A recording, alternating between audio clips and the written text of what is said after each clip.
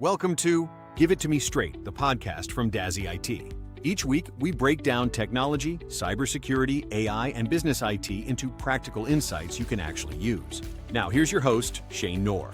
Hey guys, and welcome to another edition of Give It To Me Straight, where we dive into relevant technical topics that we get from our clients and questions. So hopefully we can answer those for you as well.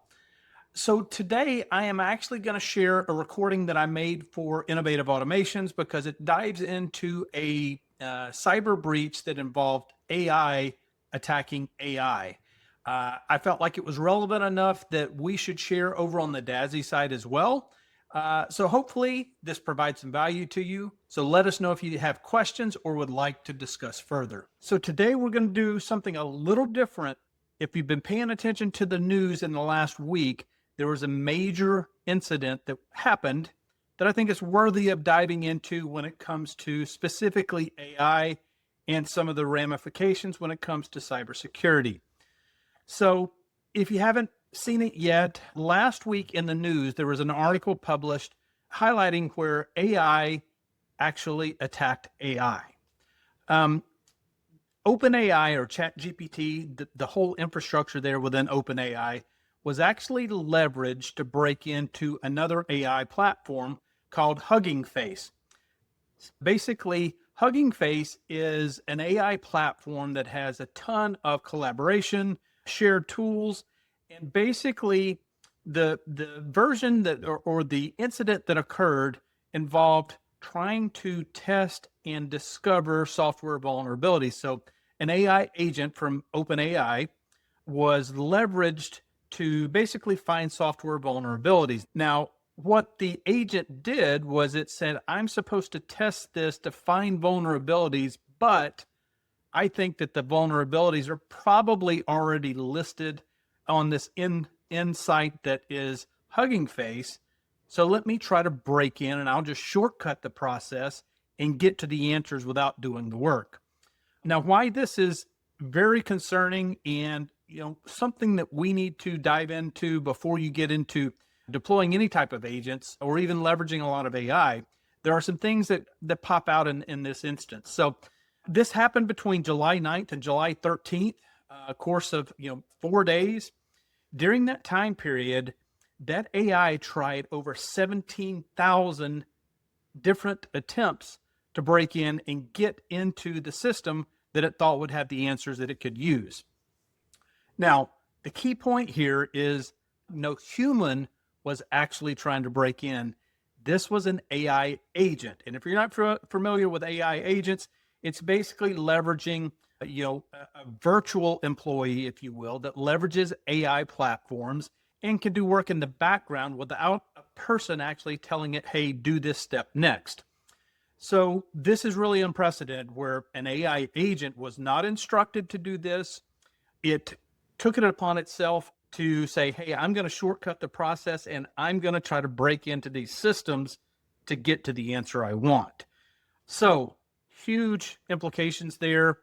There's a full write-up on Hugging Face if you go to their website that walks through exactly what happened, but there's some key takeaways that I think it's worthy of us diving into. So again, so the overview was, researchers were using an AI harness, or basically, a model that it can go out and test with to find the software flaws. It's a good thing. With some of the recent AI models that have been released, it gives us tremendous capabilities to find software vulnerabilities before bad guys or hackers can take advantage of them. So it was being used in a intentional and used for good measures, but the agent itself took it upon itself to do things that it wasn't supposed to. It decided to cheat, basically. So in these environments, what basically happened is this agent was supposed to run in its own test environment. We deploy these in what we call sandboxes, and basically they are controlled environments that says you have access to this local system and that's it. You cannot get outside of this environment to get to the internet or to any other system. And it's set up that way by design to limit exposure. And unfortunately, this agent said, hey, that's a restriction. I need to break out of here. And so what it was able to do, it reached out to the internet through a hole that it found and got to an unsecured endpoint on the internet. So it used a third-party service that didn't have security in place, and it could leverage that system. So you got an agent that's supposed to stay in its sandbox. It found a way out of the sandbox. It found an open system on the internet that it could take advantage of, and it launched its attack from there.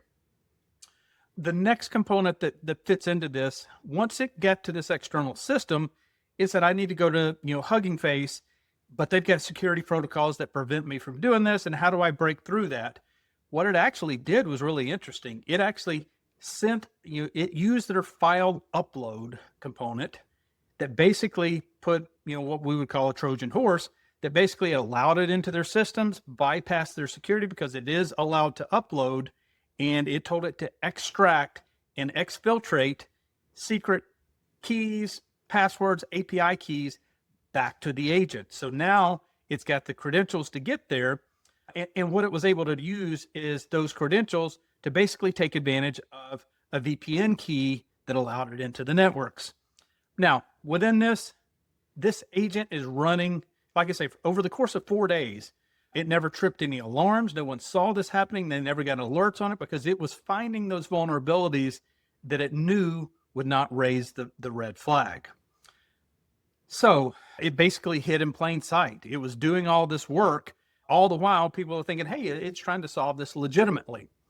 It was eventually caught, and then, ultimately the damage was pretty limited. That's the good thing, is that when it broke into Hugging Face, where they had stored the files that were basically, here's the vulnerabilities we want to see if you can figure out, it just grabbed those files. It didn't touch anything else. So that's the important part, is it didn't get crazy in terms of, hey, let's get everything.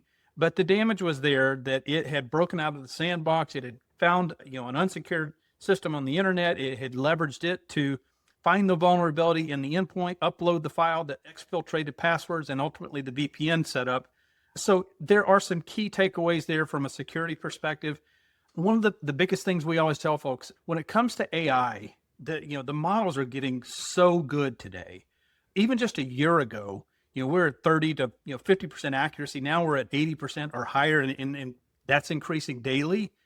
And so the intelligence, especially when we look at these security monitoring models or vulnerability identification models, they are incredibly powerful. So in the instance of using it for the good guys, that's a great thing. It helps us patch and protect those.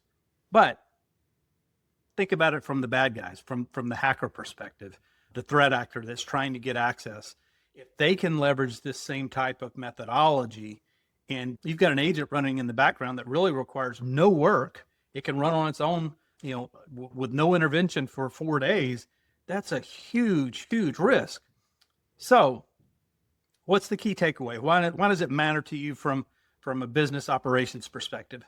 There are some key takeaways. We want to make sure that, first and foremost, if you're leveraging AI tools today, whether that's just ChatGPT, whether it's Claude, in the chatbot functionality, or you're doing coding with this or developing, integrations with your different tools, there is some basic hygiene that you really need to take seriously. You need to make sure that even though it's asking in the chat for API keys or, passwords or access to your systems, those should never be shared within those chat platforms. A lot of times when people are leveraging AI tools to do development, they store some of those keys in a local file on the machine that's unencrypted, that's in plain text. And then they use a ignore file or an ignore instructions that says, hey, don't look at this when you do uploads to the actual LLMs or the AI components. So if you're doing that, make sure that you're very careful about what you put in there. Make sure from an API key perspective, you know what the permissions are. You have timeouts, that those keys are rotated on a consistent basis. Anywhere you have a plain text password or even an API key could be taken advantage of in, a scenario like this.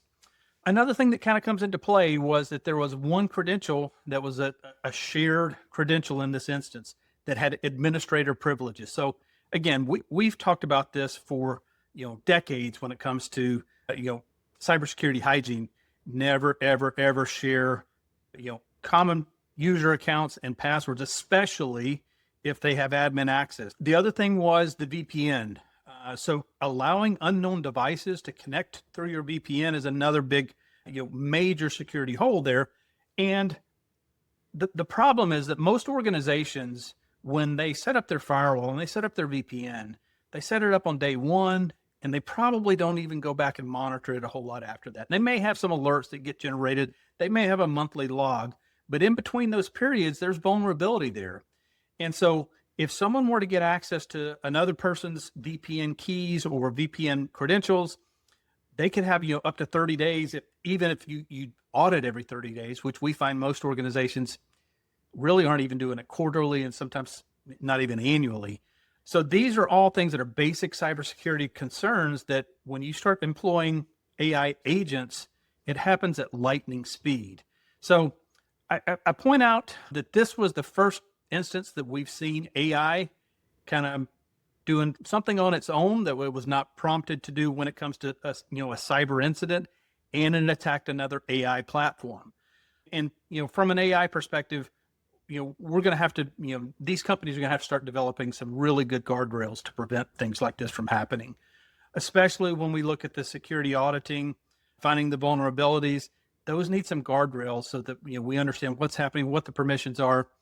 If you've got folks that are leveraging AI in-house today, whether you're actually doing coding and development with that, there are some things that you probably need to be doing on an ongoing basis. And one of the things we offer is that ongoing management of the API access and monitoring what's out there, making sure you have a good visibility on what AI tools are being used and how and what type of environment that they are set up within.